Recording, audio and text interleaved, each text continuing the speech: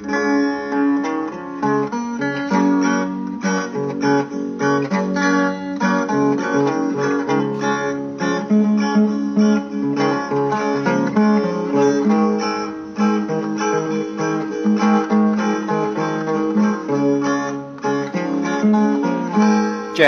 dicacak dicampur parutan kelopo. Assalamualaikum sahabat semua.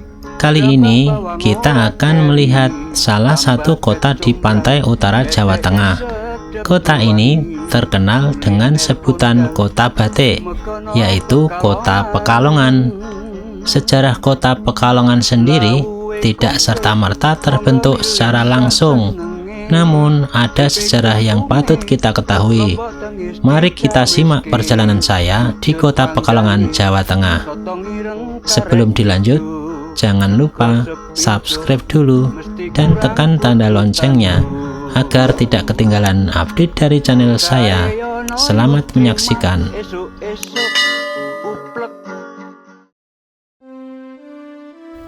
Setelah singgah beberapa saat di Kota Pekalongan, saya menyempatkan diri untuk berkeliling di alun-alun Kota Pekalongan.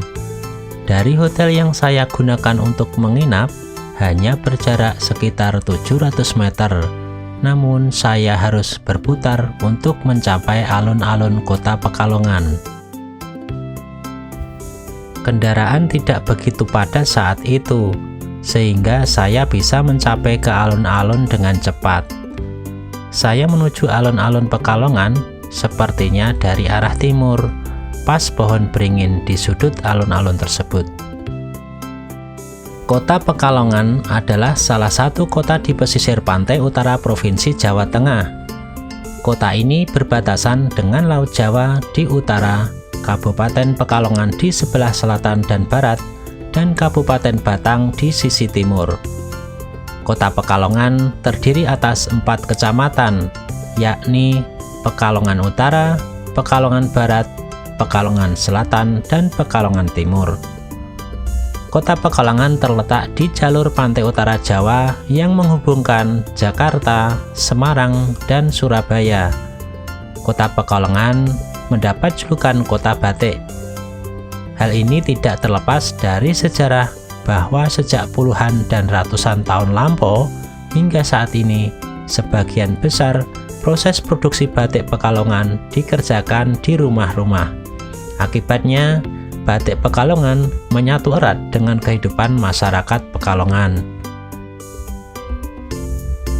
Meskipun tidak ada catatan resmi kapan batik mulai dikenal di Pekalongan, namun menurut perkiraan, batik sudah ada di Pekalongan sekitar tahun 1800-an.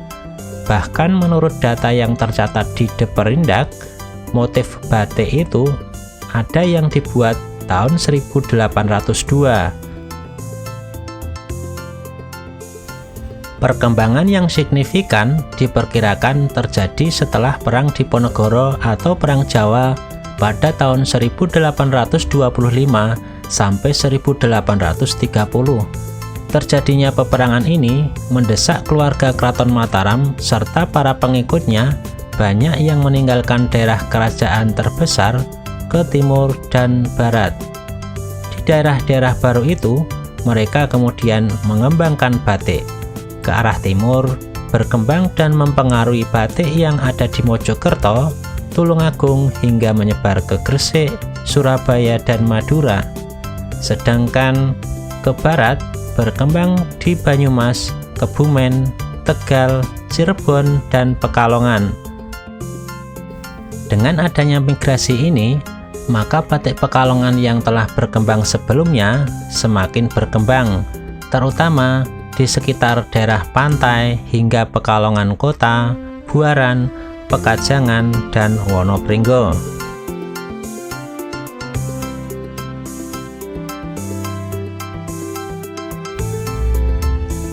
Perjumpaan masyarakat Pekalongan dengan berbagai bangsa seperti Cina, Belanda, Arab, India, Melayu, dan Jepang pada zaman lampau telah mewarnai dinamika pada motif dan tata warna seni batik, sehingga tumbuh beberapa jenis motif batik hasil pengaruh budaya dari berbagai bangsa tersebut, yang kemudian sebagai motif khas dan menjadi identitas batik Pekalongan.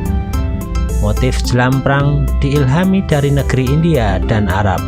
Motif encim dan kelenengan dipengaruhi oleh peranakan Cina. Motif pagi sore dipengaruhi oleh orang Belanda, dan motif hokokai tumbuh pesat pada masa pendudukan Jepang. Kota Pekalongan memiliki pelabuhan perikanan terbesar di Pulau Jawa. Pelabuhan ini sering menjadi transit dan area pelelangan hasil tangkapan laut oleh para nelayan dari berbagai daerah. Selain itu, Kota Pekalongan banyak terdapat perusahaan pengolahan hasil laut seperti ikan asin, ikan asap, tepung ikan, terasi, sarden, dan kerupuk ikan, baik perusahaan berskala besar maupun industri rumah tangga.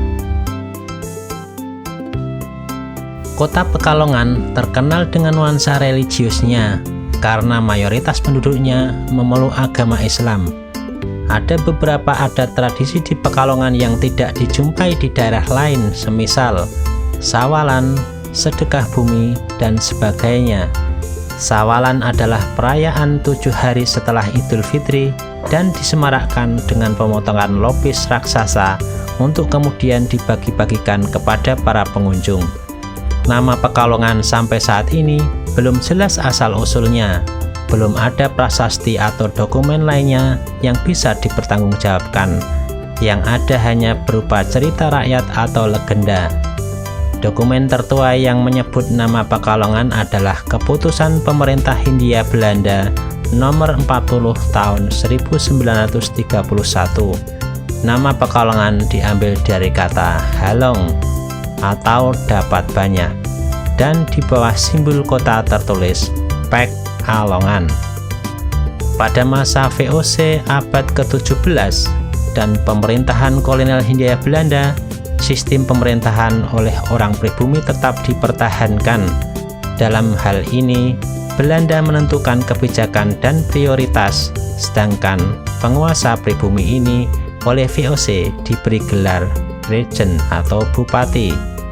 Pada masa ini, Jawa Tengah dan Jawa Timur dibagi menjadi 36 kabupaten dengan sistem pemerintahan sentralistis. Pada abad ke-19, dilakukan pembaharuan pemerintahan dengan dikeluarkannya Undang-Undang tahun 1954 yang membagi Jawa menjadi beberapa gewest atau residensi. Setiap gewest mencakup beberapa afdeling atau setingkat kabupaten yang dipimpin oleh asisten residen. Pada pertengahan abad ke-19, di kalangan kaum liberal Belanda muncul pemikiran etis selanjutnya dikenal sebagai politik etis yang menyerukan program desentralisasi kekuasaan administratif yang memberikan hak otonomi kepada setiap karesidenan atau gewest dan kota besar, serta pembentukan dewan-dewan daerah di wilayah administratif tersebut. Pemikiran kaum liberal ini ditanggapi oleh pemerintah kerajaan Belanda dengan dikeluarkannya Stadplan nomor 329 tahun 1903 yang menjadi dasar hukum pemberian hak otonomi kepada setiap residensi atau gewest, dan untuk kota Pekalongan hak otonomi ini diatur dalam Stadplan nomor 127 tahun 1906. Pada tanggal 8 Maret 1942, pemerintah Hindia Belanda menandatangani penyerahan kekuasaan kepada tentara Jepang. Jepang menghapus keberadaan dewan-dewan daerah, sedangkan kabupaten dan kota madya diteruskan dan hanya menjalankan pemerintahan dekonsentrasi. Proklamasi kemerdekaan Negara Kesatuan Republik Indonesia pada tahun 17 Agustus oleh Dwi Tunggal Soekarno-Hatta di Jakarta ditindaklanjuti rakyat Pekalongan dengan mengangkat senjata untuk merebut markas tentara Jepang pada tanggal 3 Oktober 1945. perjuangan ini berhasil, sehingga pada tanggal 7 Oktober 1945 Pekalongan bebas dari tentara Jepang.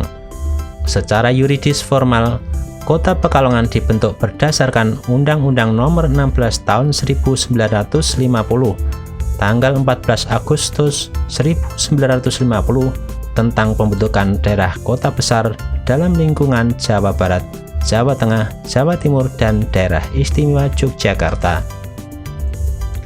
Selanjutnya, dengan terbitnya Undang-Undang Nomor 18 Tahun 1965 tentang pokok-pokok pemerintahan daerah, maka Pekalongan berubah sebutannya menjadi Kota Madya Dadi II Pekalongan.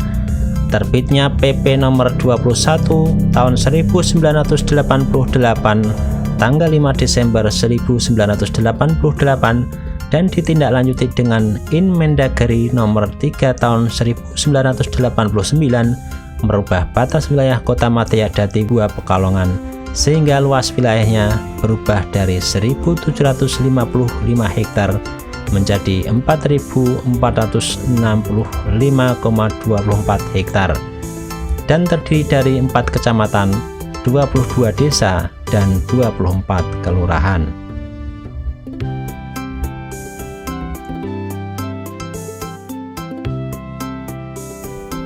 Di sebagian besar pantai utara Kota Pekalongan masih sering dilanda banjir rob karena masih terjadi penurunan tanah di Kota Pekalongan dalam setiap tahunnya.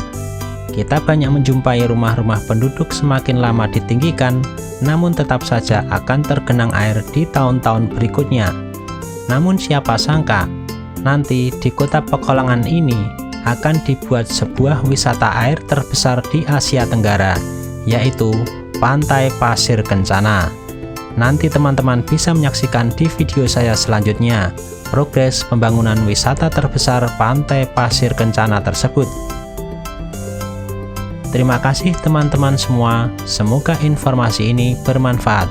Wassalamualaikum warahmatullahi wabarakatuh.